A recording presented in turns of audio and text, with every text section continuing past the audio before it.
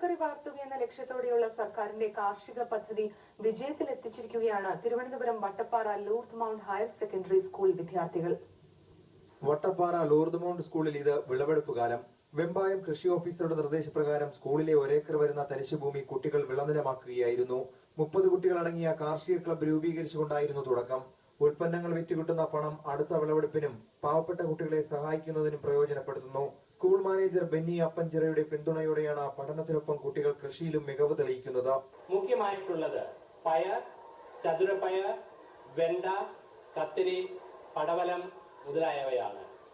ജൈവ കൃഷിയിലൂടെ മഹത്വം ജനങ്ങളിൽ വളർത്തുക എന്നതാണ് ഞങ്ങളുടെ സ്കൂളിന്റെ പ്രധാന ദൗത്യം. കഴിഞ്ഞ വിളവെടുപ്പിൽ 20,000-ഓളം രൂപയുടെ പച്ചക്കറിയാണ് കുട്ടികൾ ഉൽപ്പാദിപ്പിച്ചത്.